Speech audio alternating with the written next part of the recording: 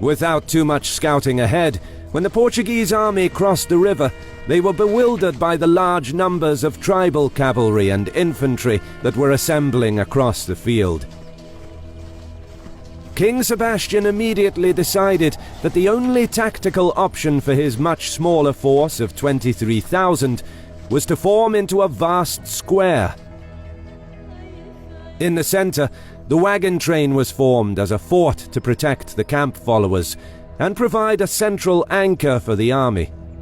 Portuguese regiments formed the flanks and rear of the square, mixed with contingents of cavalry and professional troops to boost their morale and keep the men in line.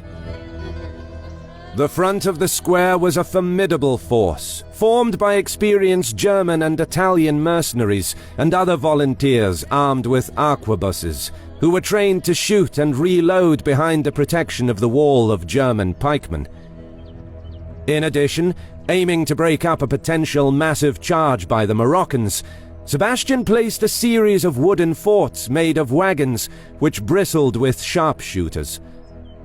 Finally, an elite shock regiment of heavy cavalry was drawn up in the front.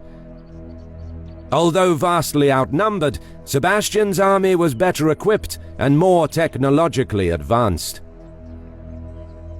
On the other side of the field, the 50,000-strong Moroccan army formed a crescent shape. In the center, disciplined infantry and arquebusiers were arrayed in two lines, each several ranks deep. To either side were Moroccan townsmen, as well as renegades from Spain and Turkey. The third line was formed of Berber soldiers and cavalrymen on the flanks. Realizing that the Crusaders were better equipped and possessed technologically superior weaponry, Sultan Abd al-Malik rode out to galvanize the men. "You must oppose the Crusaders with valor, for you fight for your families, your life, and your honor. And should you die today, you will be led into paradise." With their confidence raised, the troops cheered al-Malik's name as he rejoined the ranks. But no one knew the Sultan's secret, which was that he was dying. Suffering from either the plague or camp fever, the progress of the disease was accelerated by horse riding for several hundred kilometers in a forced march to reach the battlefield. Only the Sultan's brother and his faithful Jewish doctor knew the true personal cost that the Sultan would pay.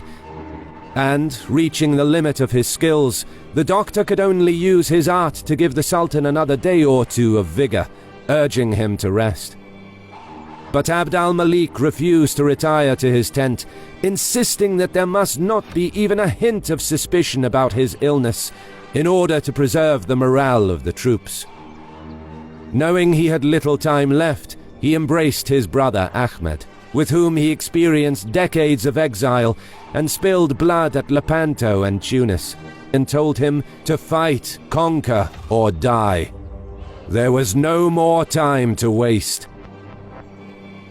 Artillery of the two armies sounded off in full force, but needed to spend a couple of hours drawing closer to find the range. Then, an hour before noon, the whole Crusader army knelt together as one in one last prayer. When they rose, the Portuguese elite shock cavalry leapt forth first on King Sebastian's command, followed by the Castilian crack infantry regiment.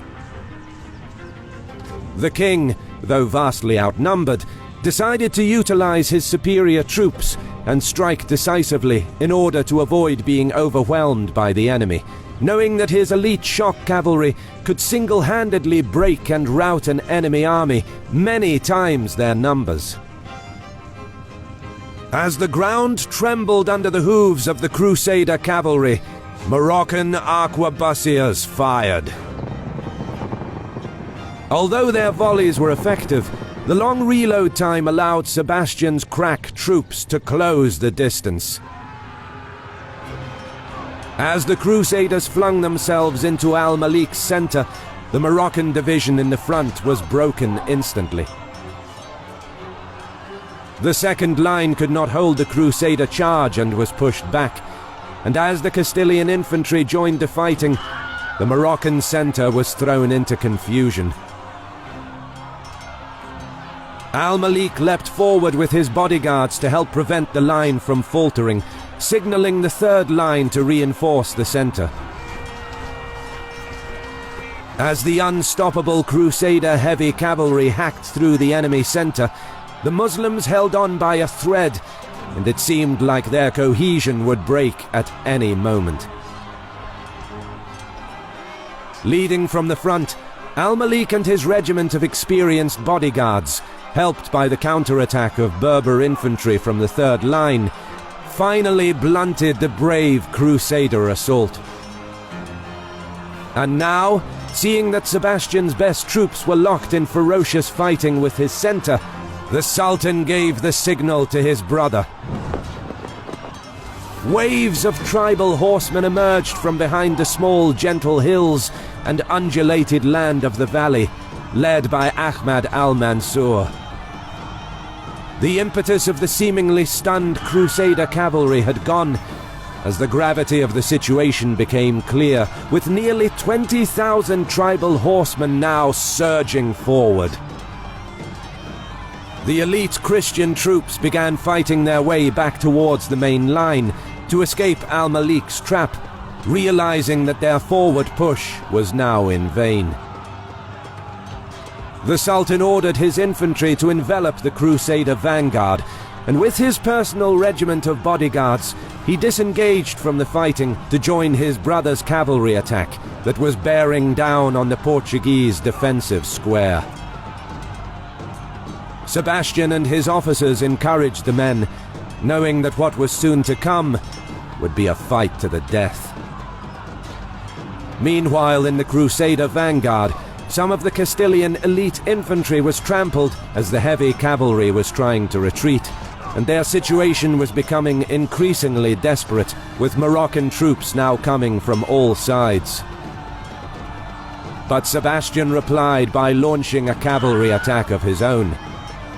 As the Portuguese infantry parted to allow the mounted knights to pass through, the king led his nobles and their retinues, as well as the cavalry contingent of the deposed Sultan Abdallah Muhammad, directly towards Al-Malik's banner, knowing that if he could strike the Sultan down, the battle would be won. Sebastian smashed into Al-Malik's contingent. The ferocious charge allowed the king's retinue to cut their way through to within a few meters of the Sultan, who used the last ounce of his strength to draw his sword and join the fighting.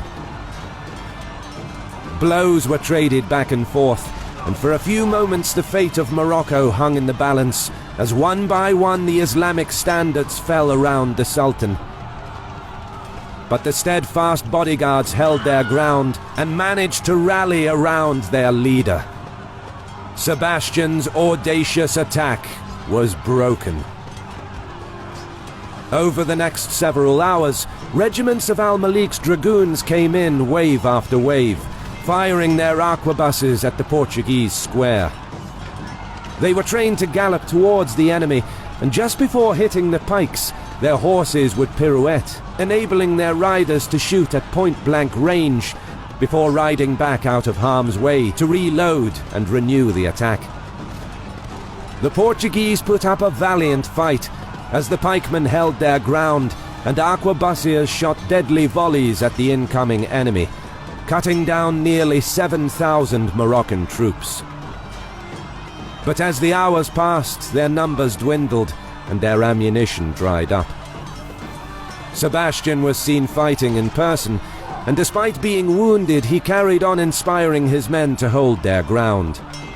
It is said that 3 horses were slain from under him, and that his bodyguards were reduced to but a few men. At some point in the battle, the king too fell while fighting. By dusk, 8,000 Christian troops lay dead on the field, and 15,000 were captured, with less than 100 managing to escape the carnage, including the former Sultan Muhammad, who either died during the battle or drowned in the river whilst trying to flee. With blood on his white garments, Abd al-Malik stood victoriously, looking every bit the leader his people needed. Yet he was close to collapsing. His robes were hiding the fact that he was strapped to his saddle, as he would otherwise not have been able to ride his horse in battle.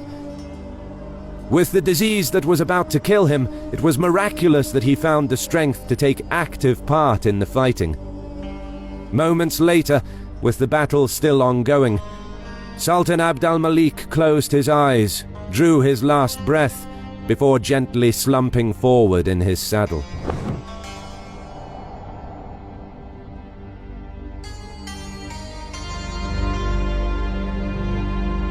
Three kings fell on that August 4th, 1578. As the few survivors trickled in, the news of the defeat paralyzed the Kingdom of Portugal and would have disastrous consequences. The country was deeply in debt and unable to pay for crippling financial reparations demanded by the Morocco venture. Almost every noble family suffered a slain family member, while some families were entirely extinguished as a result of the battle. To make matters worse, after King Sebastian's death, the House of Aviz, which had ruled Portugal for 200 years, was overthrown by a Castilian military invasion. The dethroned Sultan Muhammad II was reportedly thrown in the river from his horse while he was trying to flee the battle, although it is possible that he was killed in the fighting. Meanwhile, Sultan Abd al-Malik was succeeded by his brother Ahmad al-Mansur, who went on to rule Morocco for the next 25 years, becoming the most famous of all Saadi rulers. Ahmad was a highly influential figure in both Europe and Africa in the 16th century. The powerful army he had built up and Morocco's key strategic position made him an important power player during the late Renaissance period.